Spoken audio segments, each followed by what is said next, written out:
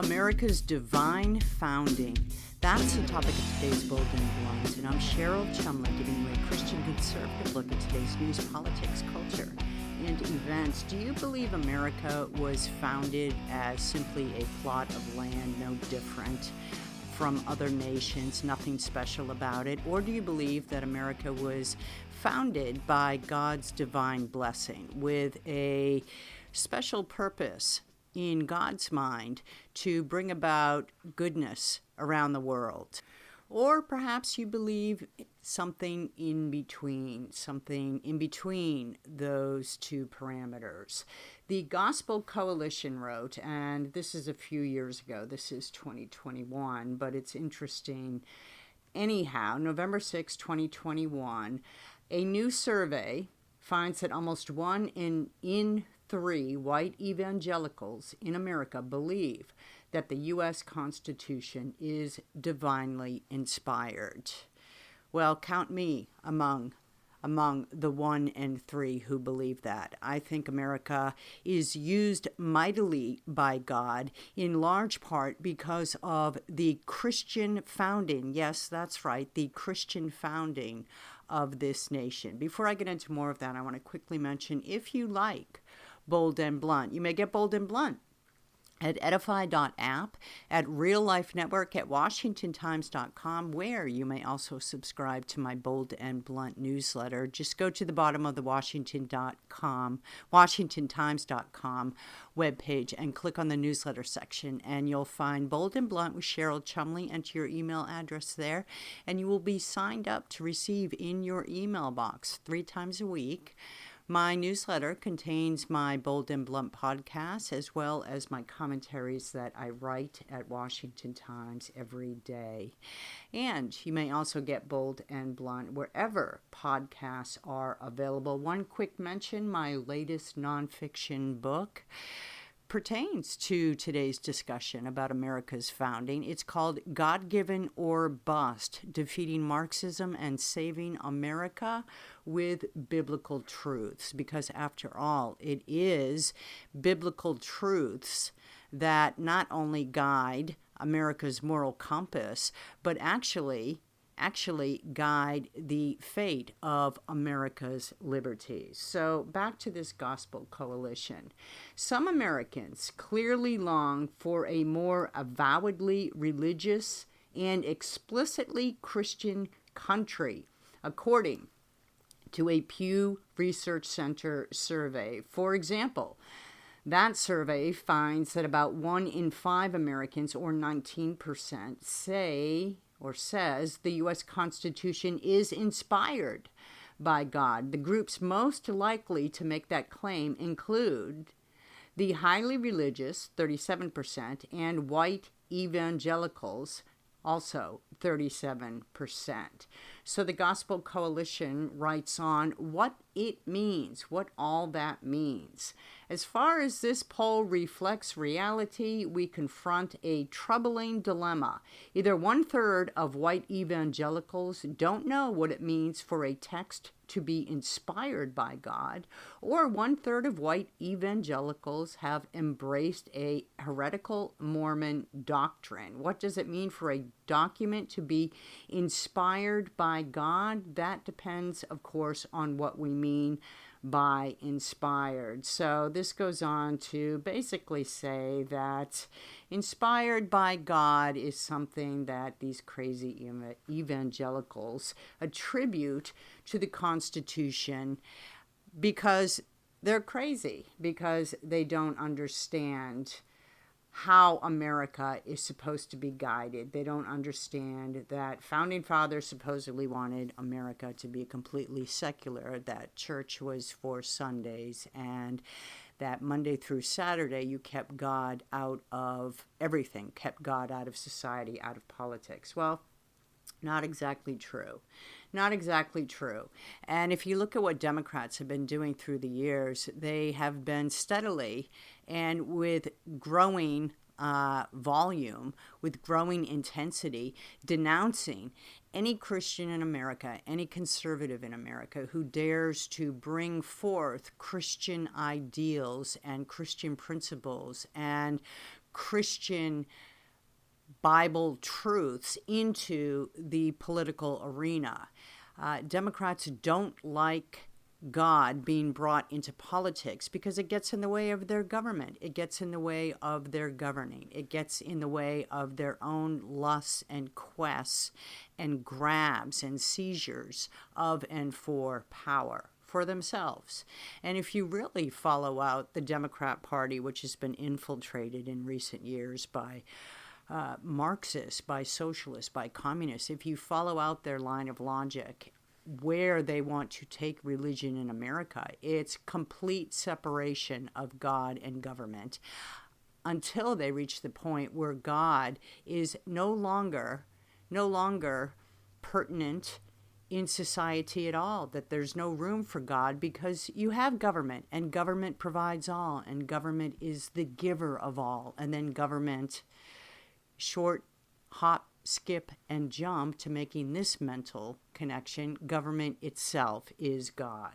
So this is where Democrats want to lead our nation. And we've watched, we in the Christian and conservative communities have watched with alarm how Democrats have really not just clamored for the right to not believe in God, but really have demanded that all in America join in their atheist intents. Just look at the LGBTQ community. Just look at what started out. It just seems a blink of an eye ago, right? A blink of time ago. It started out about equal rights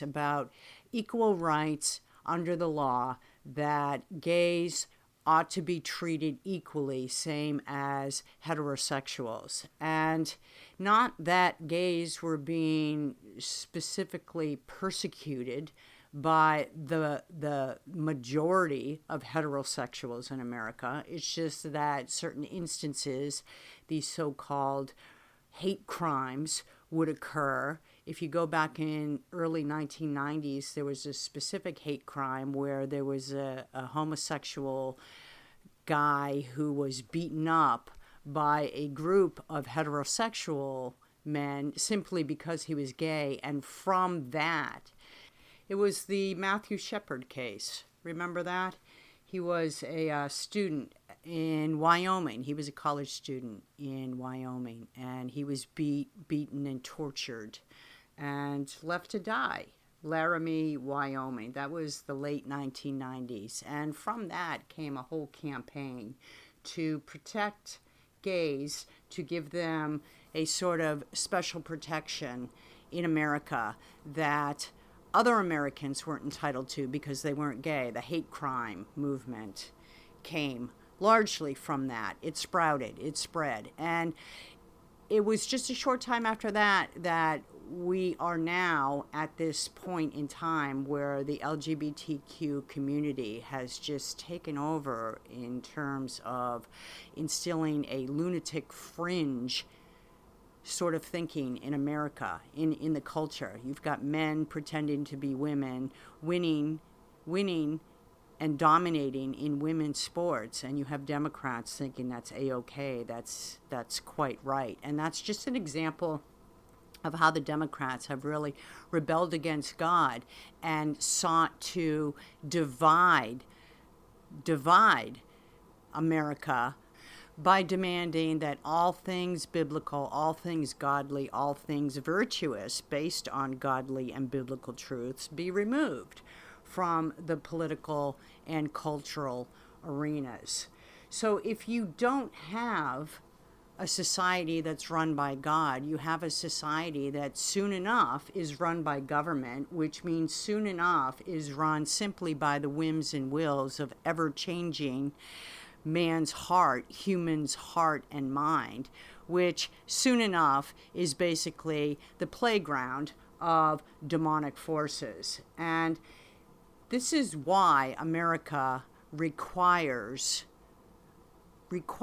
Christians, requires those of biblically sound minds to govern in society. Without, you have a cultural decay. It's just fated to happen. Growing numbers of religions and political leaders, Pew Research Center writes in October of 2022, are embracing the, quote, Christian nationalist, end quote, label. And some dispute the idea that the country's founders wanted a separation of church and state. That's because they didn't. Founders didn't want the state, the government, to declare a church of the state. They fled that, the Church of England, right? They didn't want a state-sponsored religion. They didn't want the government to erect a church and govern through the church. But they recognized the crucial elements of biblical truths and the idea of individual rights coming from a creator, rooted in a creator, so that every individual born has inherent to the individual certain rights and liberties that cannot be taken by government, meaning they cannot be seized by government. They recognize the importance of that. So back to this Pew Research survey, October 27th, 2022. The title is 45% of Americans say the United States should be a Christian nation. Reading on from this, on the other side of the debate, however, many Americans, including the leaders of many Christian churches, have pushed back against Christian nationalism, calling it a danger to the country. Let me read a little bit more from this Pew survey. Most U.S. adults believe America's founders intended the country to be a Christian nation, and many say they think it should be a Christian nation today.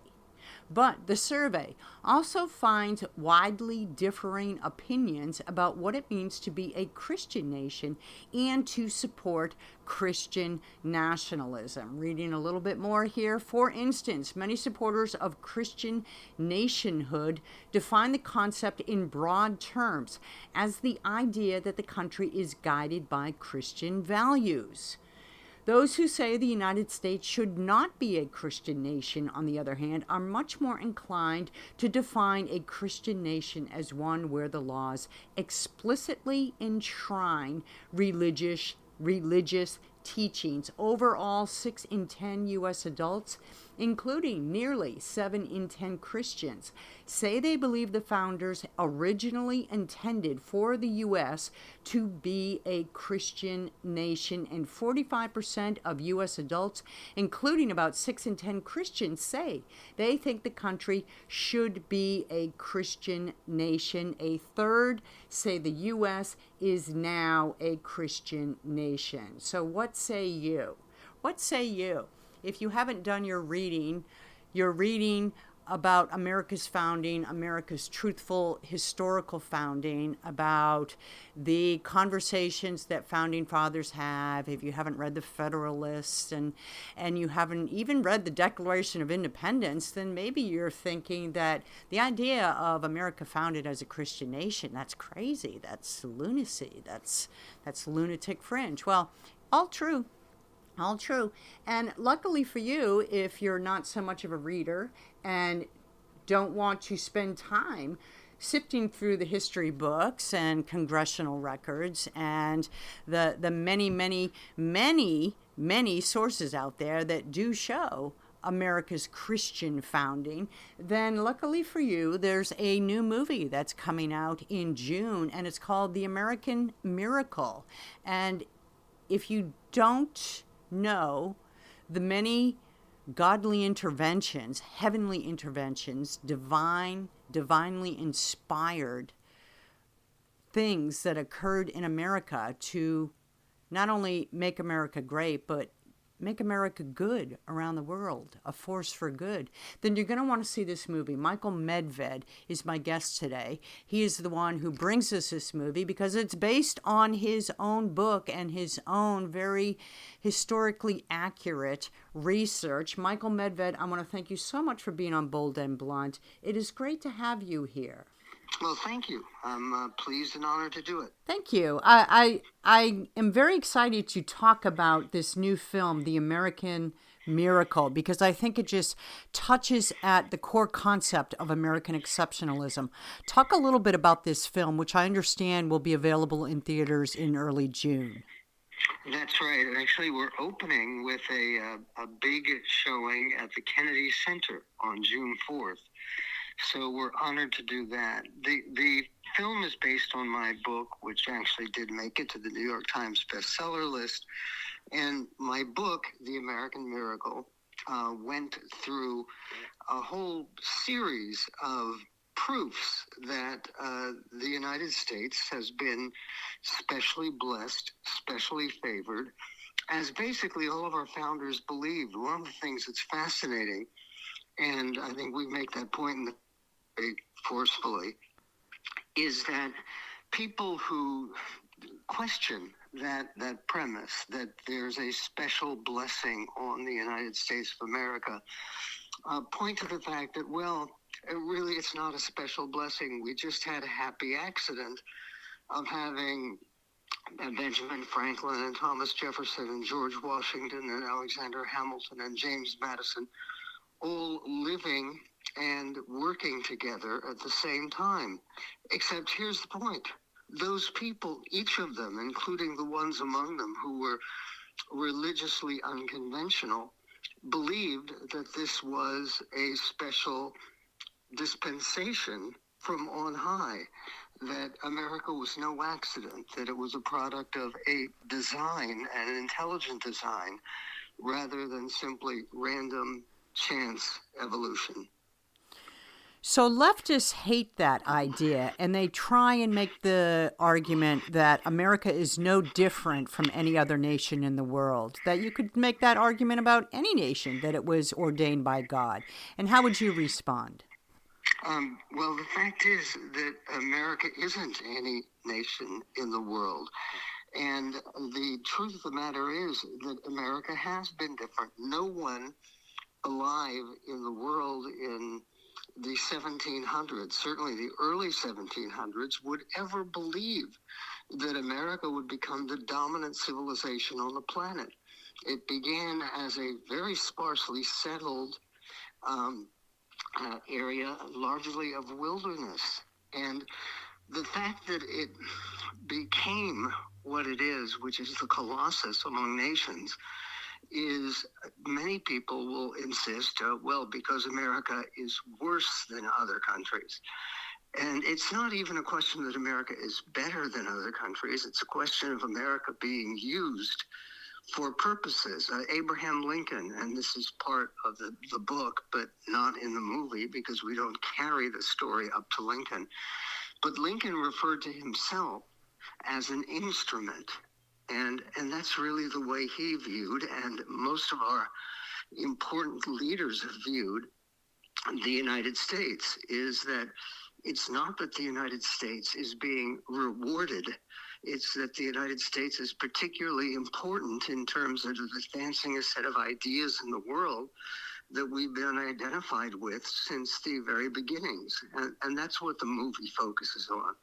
The movie focuses on the first 50 years of the American experiment and some of the close escapes from destruction, some of the remarkable facts about George Washington in particular, who was not only indispensable, but indestructible in a way that his colleagues saw as indicative of his cosmic importance as the first leader of this great country. I want to dig a little deeper in some of the highlights of the first 50 years, but I just want to make this quick remark. When I was listening to you talk about the early days of America, how sparsely settled we were, and it was basically wildlands, my mind went to Israel, which was similar, right? It was an open desert, and if you've been to Israel, which I know that you have, you can see what they've created out of sand, which is to say what God's created out of sand, similar to America. Except for the fact that in Israel, you're talking about thousands of years ago, when you had literally, as long ago as 3,000 years ago, a fairly advanced civilization and major building structures, cities. That was not true in North America. And again, it's one of those things where this has impressed people around the world. One of the quotes that I use in the book, and it may sound a little bit disrespectful, but Otto von Bismarck, who was the Chancellor of Germany, the Iron Chancellor who brought Germany together as a united nation in 1871, said at about that time that the good Lord has special protection for lost dogs, for children, for imbeciles, drunkards, and the United States of America. That's a very good quote, actually. So let's talk a little bit about that, the floundering founding of America. In your film, in The American Miracle, what were some of the things that just struck as it definitely was divine intervention? Well, the film begins with the 4th of July, but not the 4th of July, 1776. It's the 50th anniversary of the 4th of July in 1826, which was celebrated in advance as a great jubilee, because the jubilee in the Bible is the 50th anniversary. And what happened is, through a chance, in quotes, in the 4th of July, 1826, that 50th anniversary, the two people most responsible for the Declaration of Independence, Thomas Jefferson and John Adams, were both alive. And they both participated in the celebration to some extent with written messages. But they both died on that same day. And one of the things that we touch on in the film is the experts who have calculated the odds of this pattern. 50th anniversary, 4th of July, two former presidents, the second president and the third president, and they both die on the same day. The odds against that repeating itself are about 7 million to 1. And it is astonishing. Again, one of the things that happened is Daniel Webster, the greatest orator of that time, 1826, he was a member of Congress then, gave an oration where it's very funny, because people who have seen the film say that that speech that you wrote for Daniel Webster, well, I didn't write it. He did. It's what he really said. And that, by the way, is true of the entire film. There's a remarkable speech delivered at the Constitutional Convention in 1787 by Benjamin Franklin, who was 82 at the time. And and again, a lot of people complimented me. Boy, that speech you put in by Franklin was really. I didn't put it in. It was actually transcribed by James Madison, who was listening in rapt silence to the speech that saved the Constitutional Convention by this very old and remarkable guy, who very much believed in what George Washington called the invisible hand, which is a phrase he used in his first inaugural address in 1789. So that's our public school systems at work there, right? With the people praising you for your speech writing skills. So when you went to do the research for your book, The American Miracle, which was the foundation of this film, where did you do your research from? Did you go to the Library of Congress? Did you just talk about the research that you went through? The colonial history is very well documented, and I actually studied it at Yale, and one of my former instructors at Yale in colonial history is featured commenting on the events that are dramatized in this film. His name is Joseph Ellis. He's won 2 Pulitzer Prizes and 2 National Book Awards. In any event, The point about all of this is there's a great deal in the book because the book goes all the way up to Lincoln and ends with Lincoln's assassination. And then there's a subsequent book called God's Hand on America, which covers more recent indications of divine providence. But the film is very tightly focused on the revolutionary revelations is one part of the film, which simply has to do with the fact that at the time that the American ragtag army was trying to drive the British out of Boston, which they had occupied, and trying to survive after the Battle of Long Island, which was the biggest American disaster in the Revolutionary War. People looked at what had happened during that battle and during that warfare and during the ongoing revolution. And people at the time said, this is inexplicable. And people today, they look at it, they say, well, it's a series of happy accidents. But a pattern of happy accidents is still a pattern. And that's what our founders believed. And I think that's what people are going to believe after they see this film. When people go to see The American Miracle, can they rely on the fact that it's 100% historically accurate as far as you know? Absolutely. And, I've watched the film. I've been writing books for a long time. American Miracle was my 15th book. And a couple of the others have been adapted into film version or television version.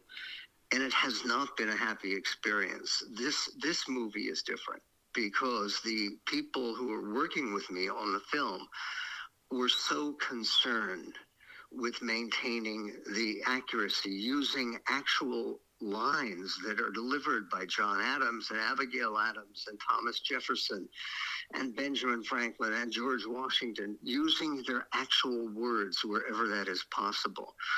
And people can complain a little bit. I mean, one of the complaints we've gotten is that John Adams is too fat. The actor. Well, the fact is, he was kind of. He was round. Yes, portly, right? Yes. Right, and he was different from George Washington. There's also, I'll tell you the other historical complaint. That I will, got the young George Washington, who appears along with the older George Washington. The older George Washington has worked at Mount Vernon, Washington's historical home, for almost 20 years, playing George Washington to tourists. And he does a magnificent job here, and he looks like Washington's terrific. But the younger Washington isn't tall enough. Gotcha. Got us. The estimate by most historians today is that Washington was 6'3", or close to it, which would have made him a giant in the 1700s. Absolutely. I know we only have a couple minutes left, but I'm so interested in the process. How do you make this come alive on the screen so it's not a boring, 8th grade history documentary that you're forced to watch? Well, basically, we dramatize the really remarkable items of the story. And there is one story. It largely does focus on George Washington, who, by the way, at the age of 23, when he participated in the Battle of Monongahela, and in terms of de-dramatizing the Battle of Monongahela, the disaster for the British and for the American militias who were fighting side by side. This is the beginning of the French and Indian War. They were fighting the French and their Indian allies. Some of the Indian allies that actually participated in this restaged battle are actual members of the tribes, tribes that were there in 1754 when the battle occurred. In any event, the thing that makes this come alive, I think, is the passion of the performances. There's a story that probably most people have never heard about a remarkable woman named Medved. and as in mother, Betty, and she was enslaved. And she actually sued the state of Massachusetts for her freedom because in the Constitution of the state of Massachusetts, which was adopted during the Revolutionary War in 1780, they said all men are created equal. They repeated the Declaration of Independence. And on that basis, she had this lawsuit, which we dramatized. And Nicole Mullen, who is a wonderful young actress making her acting debut, but a successful singer in the Christian song realm. In any event, she plays Mom Bet and makes this story come alive. And the truth is that the academics that we have, including really very leading, very well-credentialed people from particularly from Yale and Princeton, and no, Harvard is sort of left out. But in any event, with all of that, this their commentary puts the dramatic events which unfold on screen and are so remarkable, puts them in context. Wow. I could listen to you talk about history for hours. This is going to be an amazing film. I know you said it opens at Kennedy Center on June 4th for a special showing, but where can the average member of the public around the nation go to see it? In every city in the country. We've got 1,000 screens right now, on which we are opening on June 9th, and through Fathom Entertainment, which does the broadcasts of opera and other live performances. Well, this isn't live, but it is alive. And again, I think that my hope is that the film, which is not a political tract, it isn't arguing one side or another, it should be just as comfortable for Democrats as for Republicans, as for conservatives, as for liberals. It's about what Americans have believed about our country from the beginning, which is this is not just another country, and it's not just an accident. Lincoln called Americans the almost chosen people. And again, our hope is that this is a film coming out as we approach the 250th anniversary of the Declaration, that will get people to realize that you become a choosing people when you choose to honor the values and the perspectives of our amazingly great and admirable and fascinating founders. Wow. Michael Medved, the movie is The American Miracle. Such a delight speaking with you. Thank you so much for your time. What a joy, and happy 4th of July upcoming, and happy more wishes for future American miracles. Absolutely. Thank you. And you know, it is America's 250th, so what a great time for this movie to come out. The American Miracle, what a miracle it was. Thank you for listening. I want to remind you, if you like Bold and Blunt, you may get Bold and Blunt at edify.app, at Real Life Network, at WashingtonTimes.com, and of course, wherever podcasts are available. Tune in next time. In the meanwhile, don't forget, stay blunt, stay bold.